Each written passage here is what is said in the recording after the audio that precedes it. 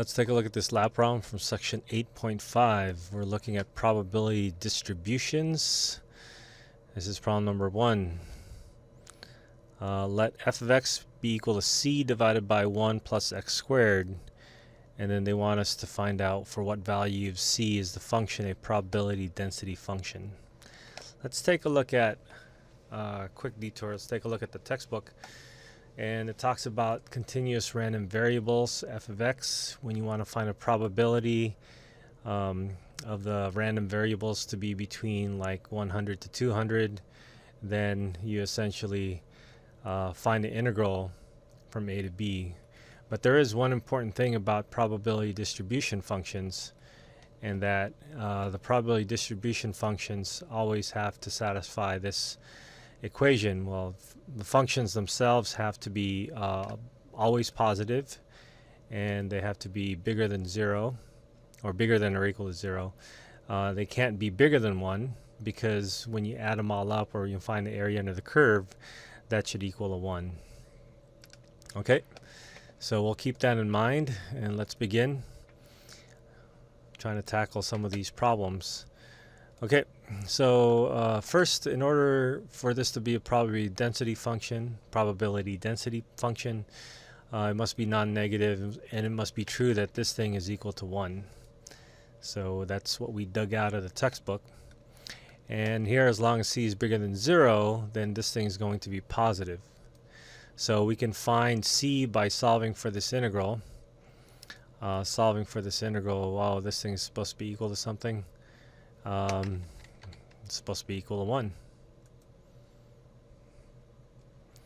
Alright, so let's figure out what this integral actually is equal to. This is an improper integral going from minus infinity to infinity, and so because there's two infinities in the limits, we're going to split that up in this case just at 0. So we're going to integrate from 0 to infinity. That means our improper integral turns into a limit from 0 to some finite number, and then we'll let that finite number go off to infinity. So this antiderivative, c is a constant, so we can just leave that as a constant. And then 1 divided by 1 plus x squared. You guys remember what that is? That's the arctan of x. Okay, well, it looks like they took the c out already, so let's get rid of that c over here. So we have the arctan of x, and now we're going to put arctan of 0 is 0. That's because tangent of 0 is 0, so that we don't have to worry about that. And now we have to worry about what happens as the arctan goes off to infinity. So for that, maybe we could take a quick look at the arctan graph. If you remember, this thing goes to pi over 2. That's because the tangent graph goes has vertical asymptotes at pi over 2. But let's take a quick look at the graph of this. Arctan x.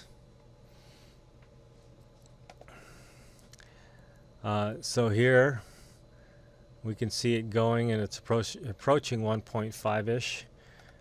We can actually take the limit of this. Limit of arctan x as x goes to infinity. And let's see it translate. It goes to pi over 2. So we have c, a constant. Oops. Let's put the arctan back. And then now here we have c times a constant pi over 2.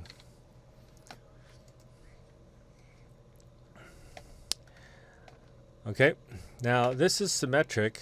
If you take a look at whatever c is, let's just let c equal to 1. 1 plus x squared.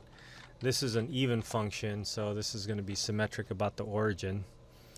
Kind of looks like a bell-shaped curve over here. So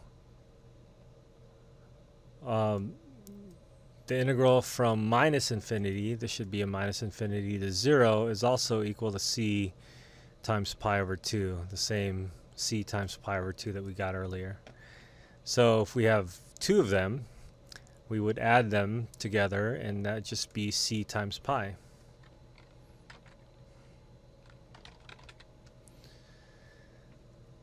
Now remember that we wanted this to equal a 1, so if we want this to equal a 1, imagine c times pi equals to 1, and we're solving for c, so c is just going to equal to 1 divided by pi. So that's what the value of c is a constant.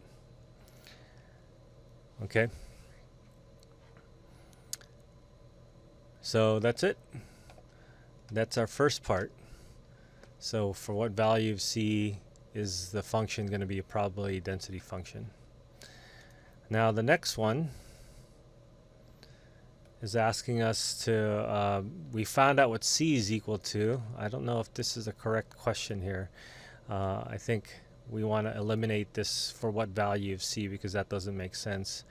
Let us find the probability that our x values are between -6 and 6. So it's essentially this thing evaluated at the endpoints -6 over 6. So we know the antiderivative of that because we just worked it out. So the antiderivative of that is going to be the arctan. So let's take a look at the details that they worked on here. They were going from -6 to 6, but since this is a metric, they're going to go from 0 to 6 and multiply it by 2. They took the 1 over pi out, and so we have 1 over pi times 2. That's 2 over pi. And now we're just going to integrate from 0 to 6. Remember the integral of this? This is the arctan. And we're integrating from 0 to 6. So 0 is 0 again. The arctan of 0 is 0. So we want the arctan of 6. Arctan of 6. So the arctan of 6 looks like it's 1.4. And then we have to multiply that by 2 over pi. So let's times 2 divided by pi. And we got a value of 0.089 or 0.8948, so 895. 0.895. So almost 90%. There's a 90% chance that we're going to be in that interval between -6 and 6. Okay, so that's our first shot at probability density functions in probability and statistics.